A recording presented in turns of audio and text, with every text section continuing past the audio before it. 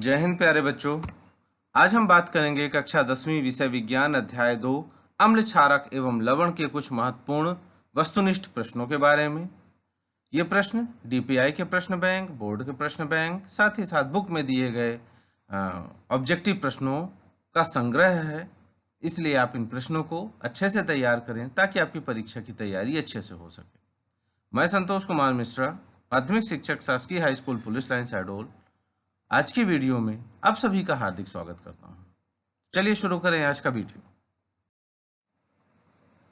सबसे पहला प्रश्न, निम्न में से कौन सा लवण क्रिस्टलन जल युक्त नहीं है? नीला थोथा, खाने का सोडा, धावन सोडा या जिप्सम? तो खाने का सोडा क्रिस्टलन जल युक्त नहीं है, बाकी सब में क्रिस्टलन के जल हैं, इसलिए सही उत्तर खाने का सोडा। पाचन के समय आमाशयिक पाचक रसों का पीएच मान है 7 से कम, 7 से अधिक, 7 के बराबर या 0। तो यह 7 से कम होता है क्योंकि जो पाचयिक रस होते हैं ये अम्लीय होते हैं, और पीएच स्केल जब हम पढ़ते हैं तो हमको पता है कि 7 से नीचे अम्ल होता है, 7 के ऊपर क्षार होता है, और 7 शुद्ध जल का होता है जो कि उदासीन होता है। तो इसका सही उत्तर होगा 7 से कम। निम्न में से कौन सोने को विलेय करने के लिए प्रयुक्त होता है? हाइड्रोक्लोरिक, सल्फ्यूरिक या नाइट्रिक या अम्लराज? तो सही उत्तर है अम्लराज या एक्वारेजिया। एक्वारेजिया का उपयोग सोने को विलेय करने में किया जाता है। निम्न में से कौन प्रकृति से अम्लीय है? लाइम जूस, मानव रक्त, चूने का पानी, प्रति अम्ल? तो इनमें से सही उत्तर है लाइम जूस, जो नींबू का पानी है वह प्रकृति से अम्लीय है, बाकी सब क्षारीय हैं। रक्त क्षारीय है, चूने का पानी, प्रति अम्ल, ये सब क्षारीय हैं। बेकिंग पाउडर बनाने में प्रयुक्त अवयवों में एक अवयव सोडियम हाइड्रोजन कार्बोनेट है, तो दूसरा अवयव क्या होगा? तो दूसरा अवयव है हाइड्रोक्लोरिक, टार्ट्रिक, एसिटिक या सल्फ्यूरिक। इन चारों में से हमको सेलेक्ट करना है, तो सही उत्तर होगा टार्ट्रिक अम्ल। ध्यान रखेंगे, बेकिंग पाउडर बनाने में सोडियम हाइड्रोजन कार्बोनेट का उपयोग होता है, साथ ही टार्ट्रिक अम्ल का भी उपयोग होता है। इन दोनों को मिक्स किया जाता है, तब जाके बेकिंग पाउडर बनता है। अपच का उपचार करने के लिए निम्न में से किस औषधि का उपयोग होता है? एंटीबायोटिक, एनाल्जेसिक, एंटाएसिड या एंटीसेप्टिक? तो सही उत्तर है एंटाएसिड। प्रति अम्ल कहते हैं इसे, एंटाएसिड का उपयोग हो जाता है। टमाटर में कौन सा अम्ल उपस्थित होता है? एसिटिक अम्ल, ऑक्जेलिक अम्ल, साइट्रिक अम्ल या टार्ट्रिक अम्ल? तो सही उत्तर है ऑक्जेलिक अम्ल। टमाटर में ऑक्जेलिक अम्ल पाया जाता है। NaOH का 10 ml विलयन की 8 ml विलयन से पूर्णतः उदासीन हो जाता है। यदि हम NaOH के उसी विलयन का 20 ml लें तो इसे उदासीन करने के लिए HCl के उसी विलयन की कितनी मात्रा की आवश्यकता होगी? तो सही उत्तर है 16 ml।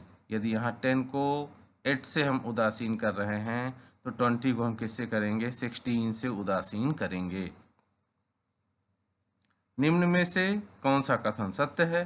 कड़वा स्वाद लाल लिटमस को नीला कर देता है, खट्टा स्वाद लाल लिटमस को नीला कर देता है, खट्टा स्वाद नीले लिटमस को लाल कर देता है, कड़वा स्वाद नीले लिटमस को लाल कर देता है। मतलब अम्ल के लिए क्या है, कौन सी विशेषता होती है और क्या करता है वो?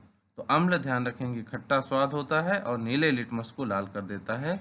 अम्ल के लिए हमने एक शॉर्ट ट्रिक आपको बताया था, वीडियो में उपलब्ध है। अम्ल के लिए अनिल याद कर लीजिएगा, आ से अम्ल, नी से नीला, ला से लाल, तो याद रहेगा हमेशा आपको। पीएच स्केल की परास है, तो हमको पता है पीएच स्केल 0 से 14 तक होता है। 7 शुद्ध जल का होता है जो कि उदासीन होता है, और 7 के नीचे अम्ल होता है और 7 के ऊपर क्षार होता है। अम्ल और क्षार के बीच होने वाली क्रिया क्या कहलाती है? तो अम्ल और क्षार के बीच होने वाली क्रिया उदासीनीकरण की क्रिया कहलाती है। दोनों एक दूसरे को उदासीन कर देते हैं। रंग में परिवर्तन के द्वारा सूचक हमें बताते हैं कि कोई पदार्थ अम्ल है या क्षारक। कुछ ऐसे पदार्थ होते हैं जिनकी गंध अम्लीय या क्षारकीय माध्यम में भिन्न हो जाती है, वो कहलाते हैं, तो ये क्या कहलाते हैं? ये गंधीय सूचक कहलाते हैं। गंधी, गंध से क्योंकि ये संबंधित है इसलिए ये गंधीय सूचक कहलाते हैं। चींटी के डंक में कौन सा अम्ल उपस्थित होता है? साइट्रिक अम्ल, मैलिक अम्ल, मेथनोइक अम्ल या एसिटिक अम्ल?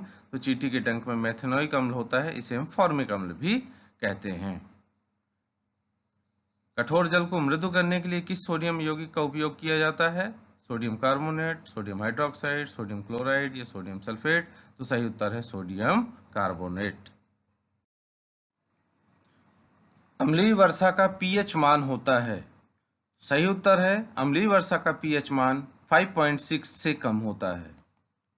5.6 से कम अम्लीय वर्षा। सोडियम हाइड्रोजन कार्बोनेट का सामान्य नाम है? धोने का सोडा, बेकिंग सोडा, विरंजक चूर्ण या नीला थोथा? तो सही उत्तर है baking soda. Sodium hydrogen carbonate का सामान्य नाम है बेकिंग सोडा, कहते हैं हम इसे, खाने का सोडा। कोई विलयन अंडे के पिसे हुए कवच से अभिक्रिया कर एक गैस उत्पन्न करता है जो चूने के पानी को दूधिया कर देती है। इस विलयन में क्या होगा? तो इस विलयन में HCl होगा। HCl अम्ल होगा। सिरके में कौन सा अम्ल उपस्थित होता है? सल्फ्यूरिक अम्ल, फार्मिक अम्ल, एसिटिक अम्ल या लैक्टिक अम्ल? तो सही उत्तर है एसिटिक अम्ल उपस्थित होता है। कोई विलयन लाल लिटमस को नीला कर देता है, इसका पीएच संभवतः होगा। तो विलयन क्या कर रहा है? लाल लिटमस को नीला कर रहा है, अर्थात यह क्षार होगा।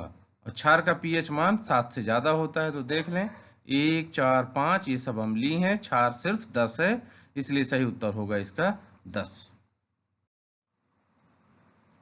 उम्मीद करता हूँ ये सभी प्रश्न आपको अच्छे से समझ में आ गए होंगे। आप इनको अपनी कॉपी में नोट करें और अपनी परीक्षा की तैयारी करें।